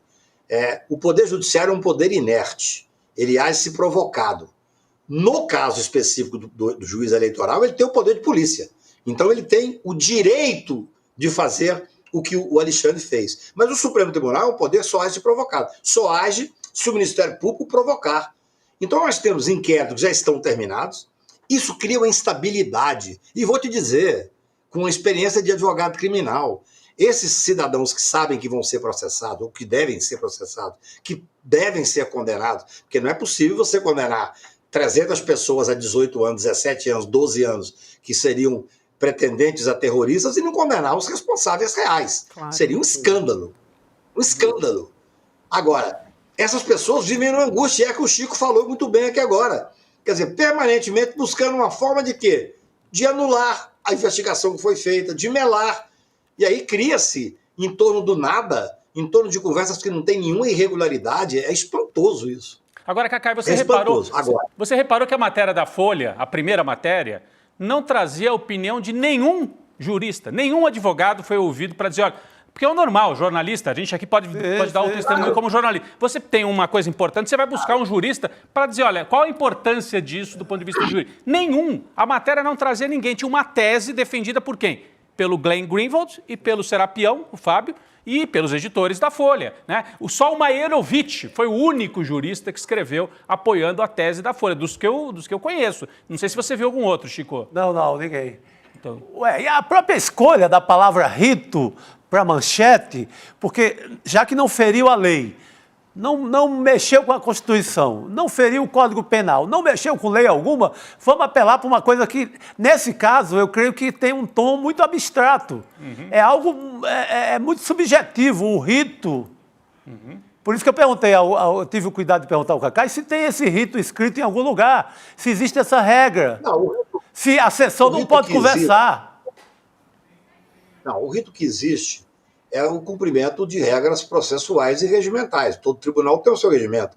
Agora, eu passei para vocês aqui de uma forma simples, quase didática para quem está nos ouvindo, o que funciona no tribunal, gente. É assim que funciona. Eu sei de casos, às vezes eu estou com um caso com uma tese interessante. Quando eu fiz a ação direta de constitucionalidade da presunção de inocência, que nós conseguimos ganhar no Supremo, junto com uma série de colegas que entraram depois, fizemos uma força-tarefa grande, teve ministro que eu despachei 4 vezes. 4 vezes. Teve um dia, um determinado ministro, que eu tenho o maior respeito por ele, o ministro Carlos Aires Brito, eu tinha a impressão, dos debates que eu fazia no gabinete, de que o assessor principal dele era contrário à tese. Um dia eu fui despachar com ele, Chico, virei e falei assim, o assessor que o senhor falou, eu falei, ministro, posso fazer um pedido ao senhor? Ele falou, claro, Cacá. Eu falei, eu posso falar meia hora sem que o assessor me interrompa? Porque eu sei que ele é contrário à minha tese. É assim que funciona, é um debate. Isso é democrático, isso é absolutamente leal. Aí o ministro Brito, que é um grande preparado e um gentleman, falou assim, eu gostaria de ouvi-lo. Eu falei durante, 40 minutos, ele se retirou com o documento, depois ele votou favorável à minha tese. Assim, os assessores têm o direito de ter opinião contrária. Agora, quem determina a linha é o ministro. O ministro Alexandre, você vê, tem um determinado momento em que um assessor, o auxiliar, juiz auxiliar, fala assim, não, sabe que quando ele implica, ou seja, tem que ter alguma outra jurisprudência. O ministro tem o direito de pegar e falar assim, eu quero uma jurisprudência mais forte. Eu quero uns detalhes sobre isso. É assim que funciona. Não há absolutamente nada de irregular nisso. Eu quero calçar o meu inquérito com mais prova, com mais história. E aí é missão dos assessores correr atrás. Cacá, eu acho importante também, vou te passar a palavra já, mas só para complementar essa história toda, de que tudo isso aconteceu, né, esses ritos e tal, que demandariam uma expedição de ofício, ao TSE, no momento que... Como que iria se garantir as eleições? Como que se garantiria o processo democrático? Porque seria impossível, né? Então, como é que... Não é absolutamente normal que o ministro dê diretamente a ordem ao seu assessor, já que a gente não está num contexto normal de democracia, né? Existe uma ameaça ali. Isso não pode ser desprezado. Eu vou te dizer, Gabi, que além dessa importância a qual se refere o ministro Messias da AGU hoje, eu ouso dizer para você que esse é o dia a dia de um gabinete de ministro. Pode ser um momento de tensão? É claro que aí a coisa é mais exacerbada. Por exemplo, eu vi agora matérias insinuando, dizendo assim, o ministro escolhia alvos. Como escolhia alvos? Ele tinha informação, através do assessor, através da imprensa, através do... que o fulano de tal estava fazendo um verdadeiro ataque à democracia. É óbvio que ele tinha que determinar o assessor que pegasse esses elementos. Ele não ia mandar pegar os elementos referentes a um advogado que está trabalhando dentro da legalidade, porque esse advogado não ia ser investigado. Claro, ele diz alvos aliados de Bolsonaro. Quem eram as pessoas que estavam fazendo os ataques? Eram os aliados. Eram os bolsonaristas, né? Agora, Cacai... É impressionante. Isso é importantíssimo. Cacai, qual a possibilidade disso tudo estar sendo feito ou levar a uma anistia ao Bolsonaro, a tentativa de torná-lo elegível de novo, ou mesmo que ele se mantenha inelegível, pelo menos que ele arranque um compromisso de que não vai para a cadeia, de que vai pegar uma condenação mais branda?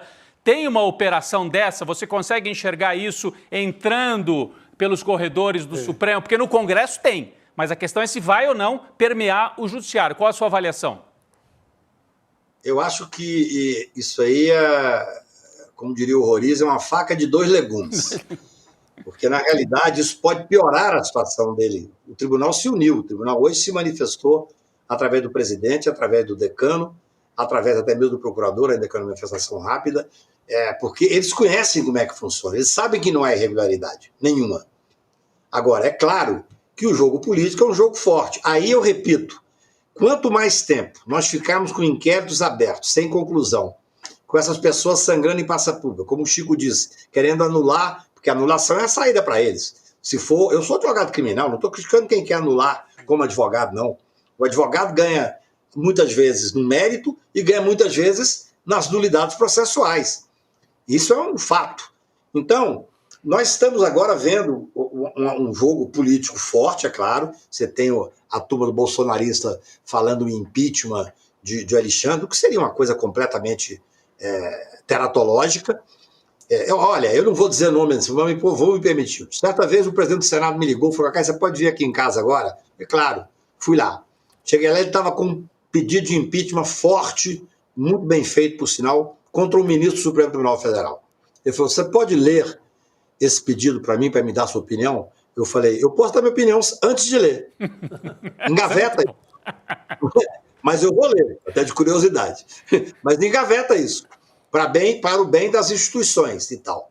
e era um presidente da República extremamente respeitado, não era o Lula, e era um ministro supremo que tinha uma força enorme, inclusive popular. E isso aconteceu. Agora, então, pedidos de impeachment de ministro supremo, eu uma vez conversei com um determinado senador importante da República da direita, bolsonarista, isso tem mais ou menos 1 ano e meio, talvez 2 anos. E ele me disse, nosso plano é eleger uma grande maioria no Senado para poder pressionar o Supremo Tribunal Federal. Isso eu ouvi de um senador, permitirão dizer o nome, porque é meu cliente e tal. Mas ele disse isso para mim. Então, existe eu diria, um jogo político posto. O jogo político, desde que fique dentro das cautelas constitucionais, faz parte do jogo. Eu acredito que no Supremo Tribunal isso vai dar o efeito contrário. Sei que tem lá 1 ou 2 ministros que impressionaram no primeiro momento, mas o todo do tribunal é aquilo que você viu na palavra do presidente, do Luiz Roberto Barroso, que foi seco e firme, na palavra do Gilmar, que trouxe um discurso escrito. Gilmar não costuma nem escrever, porque ele fala muito bem, tem muita experiência, eu acho que exatamente para não exorbitar um pouco ali, mas olha, eu não acho que não há nada em andamento nesse sentido, não. O que eu repito, pela 3ª vez, é que é necessário, para a gente ter uma tranquilidade e estabilidade, é necessário que o Procurador-Geral da República ou arquive e diga não há crime, e aí será um outro momento da história brasileira, ou ele denuncie quem tem que denunciar, inclusive o ex-presidente Jair Bolsonaro. Muito bem. Isso aí, Gabi. Excelente. É isso. Muito bem, Cacai. Obrigada por hoje. A gente estava precisando de alguém com a experiência do Cacai para poder esclarecer tudo aqui. O homem conhece, o homem conhece. Conhece um pouquinho. Tá falado aqui. Cacai, obrigada. A gente vai precisar te ouvir logo em breve, viu? Porque essa história aí vai render. É isso. Sem dúvida, estou à disposição. Um abraço para todos. Valeu, Cacai. Valeu. Rapidinho, Gabi, o Cacai falou essa história dos bolsonaristas da bancada no Senado. Eu também ouvi hoje, mas eu ouvi de um ministro e político do PT dizendo que é esse o caminho dos bolsonaristas. Já tentaram em 22 e vão avançar mais ainda em 2026. Crescer a bancada no Senado para colocar um facão sobre a cabeça dos ministros do Supremo. Esse é o caminho deles. Por isso que eu digo, repito, anistia não. Anistia não. Pode dar mole para essa gente. Anistia não. Isso aí, Chico. É uma campanha que você já está, campando. Sabe por quê, Gabi? Se fizer um arreglo agora, né? Não, vamos fazer. Aí eles ficam mais fortes em 2026 e aí eles vêm para cima. Se você piscar, isso, né? você piscar, agora eles vêm para cima. E o Alexandre já agora, sabe. Né? Já tem agora. Eleição municipal. Na municipal. Então, a gente tem que estar vigilante. Ferro na boneca, anistia não. Anistia não. E tem esse movimento da anistia, nós estamos vendo. Eu achei muito bom o Cacai dizer que ele acha que o efeito foi contrário no Supremo. Sim. Quer dizer, no Congresso, muito barulho. No Supremo, a resposta foi rápida, né? Resposta rápida. Uniu o Supremo contra essa manobra bolsonarista. Excelente. Muito bom, gente. Bom, ontem fomos todos a Cuba, não é mesmo? O Eduardo Moreira puxou o nosso documentário, a gente ouviu diversas pessoas incríveis, né, gente? A estreia foi um sucesso. Quase do nosso 100 mil lançamento. pessoas, Gabi, assistindo simultaneamente um nosso documentário. Nosso primeiro documentário internacional aqui no ICL, Vai Pra Cuba, Eduardo. A nossa comunidade acompanhou em peso o lançamento. E se você perdeu, olha só a oportunidade. Assinando o ICL como membro solidário, que é aquela pessoa, né, que tem não só o login para ela, para os familiares dela, enfim, para quem tiver acesso, mas também dá uma bolsa para outra pessoa poder estudar, você pode assistir ao documentário também na nossa plataforma. Só que o mais legal disso tudo, gente, o mais legal está na nossa mesa aqui, né? Que são os presentes que você ganha se tornando membro hoje. Deixa eu pegar aqui. Vamos puxar. Você vai falando e eu mostro. Não, vai aqui, ter que Gabi. colocar o boné, né? Vou botar o bonézinho. Eu não posso porque eu tô de coque hoje. Né? Tô arrumada aqui. Então vai falando os presentes que Então vamos lá. A gente tem... Além dos mais de 290 cursos, né, quando você acessa a nossa plataforma, se torna membro, você ganha o livro Fidel e a Religião, que é do Frei Beto. Rapaz, eu li esse livro há uns 25 anos. Também há um bom tempo, livraço, vendido no mundo inteiro, traduzido para mais de 50 países. Super interessante, muito legal. É uma conversa do Frei Beto com o Fidel sobre, assim, pensando sobre a religião, né? Muito legal. Bom. Tem também o boné cubano. Então o Chico pega o boné, pronto. O Fidel, inclusive, muda regras de governo em Cuba depois dessa entrevista com o Frei Beto. Faz ele pensar sobre Faz ele pensar em relação a Estado laico ou não. Tem uma influência direta do Frei Beto no pensamento do Fidel. Põe o bonezinho aí. Tá tendo aqui uma comoção aí, nos bastidores. Comandante, adelante, olha comandante. Só o olhar a versão guerrilheiro romântico. Quem resiste? A versão guerrilheiro brabo. E a versão guerrilheiro sereno, pensando na revolução. Bom vivant. É isso. Aqui Ricardo Gouveia disse, amante latino. Boa, gostei. E olha... E o pôster vai para Cuba Eduardo, né? Que é o pôster do próprio documentário. Dá para dar uma levantadinha? Será pra gente conseguir aqui, mostrar? Ó. Aí, agora fica bom. Esse é bonito, hein, gente? Bonito. Maravilhoso. E tem o nosso certificado de membro solidário, lógico. É hoje, hein, gente? Para ganhar todos esses presentes, eu tô aqui, ó, de olho. Se sumir algum presente aqui, não vou dizer quem foi. Dá para você ganhar esses presentes, né, se tornando membro solidário, acessando em icl.com.br e corre lá, então, gente, porque só hoje realmente não dá para conseguir esses presentes depois. Então, assim, ó, se está pensando, não pode pensar muito. Eu devia ter trazido, eu tô vendo que esse livro aqui está autografado pelo Frei Beto. Esse vale mais ainda, hein? Esse aqui vai ficar... Não, sabe, é que eu tenho a edição antiquíssima. Esse é nosso, assinado, só para as pessoas não acharem também que todos os livros vão estar autorizados. Esse é nosso, tá bom. Esse é só nosso. Não, é que eu fiquei com vontade, eu devia ter trazido o meu pro Frei Beto, estava aqui ontem, acompanhei toda a transmissão aqui do lado. Verdade, devia ter Frei Beto estava aqui depois do filme. Aqui está o autógrafo do Frei Beto, com o meu abraço, amigo. Frei Beto está aqui, ó, tá assinado. Cadê aqui? Aqui, pronto. Aí. Vamos dar uma olhadinha no trailer para quem não assistiu, ficar com vontade de assistir? Vamos lá. Vamos lá. Você pode ir para qualquer país e fazer qualquer tipo de documentário.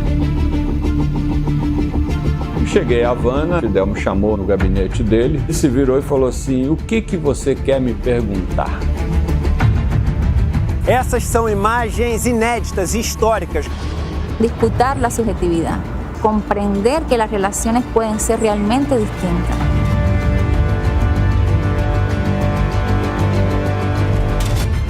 Siempre se habla de los que se van de Cuba, pero no se habla de la mayoría, que son los que se quedan viviendo en Cuba. Pues nosotros tenemos una cultura de la resistencia y de la emancipación, pero hemos generado una cultura de la solidaridad. ¡Patria o muerte! El verdadero revolucionario tiene que tener una gran capacidad para amar, porque si no tienes esa capacidad para amar, tú no puedes entregar tu vida a una causa. Un 30% de las medidas que Estados Unidos impone a Cuba se le impone a cualquier país latinoamericano y no hay gobierno que aguante.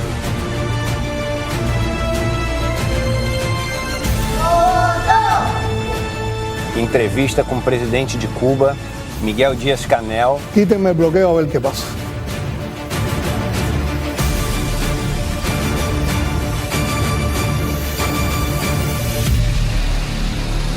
Boa, gente. Olha só, quem é Che Guevara perto deste homem, né? Não tem como, imbatível, imbatível. Ernesto Chico Sá. Eu só posso dizer que muitas figurinhas estão sendo feitas neste momento pela nossa equipe aqui do Buena Vista Social Clube. Vamos lá.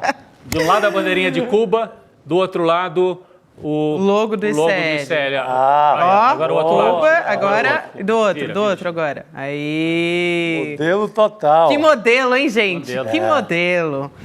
Muito bom. Vamos assistir então Provocação Histórica, gente. Hoje tem não só Lindener Pareto entrevistando, mas também Heloísa Vilela junto com ele. Foi gravado lá na Flipei. Sério, esse episódio, assim, tá ouro. Eles conversaram com o jornalista, ativista palestino Mohamed Omer, que escreveu um livro, inclusive, ele estava lá na Flipei assinando os livros, os depoimentos, né, de como que é o trabalho dele, como que foi o trabalho e continua sendo em meio ao genocídio contra Gaza. Agora, não, tá de passagem. Estava de passagem aqui pela Flipei. Tá.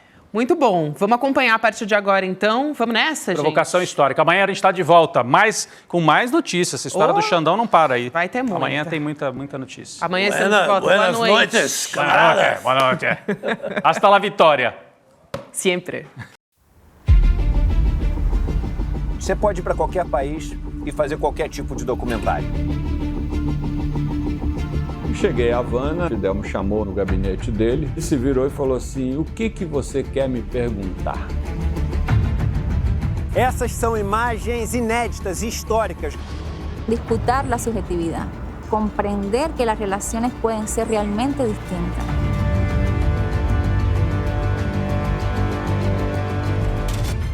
Siempre se habla de los que se van de Cuba, pero no se habla de la mayoría, que son los que se quedan viviendo en Cuba. Porque nosotros tenemos una cultura de la resistencia y de la emancipación, pero hemos generado una cultura de la solidaridad. ¡Patria o muerte! El verdadero revolucionario tiene que tener una gran capacidad para amar, porque si no tienes esa capacidad para amar, tú no puedes entregar tu vida a una causa. Un 30% de las medidas que Estados Unidos impone a Cuba se le impone a cualquier país latinoamericano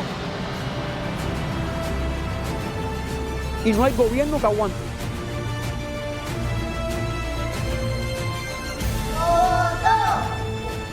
Entrevista com o presidente de Cuba, Miguel Díaz-Canel. Quítenme el bloqueo a ver qué pasa.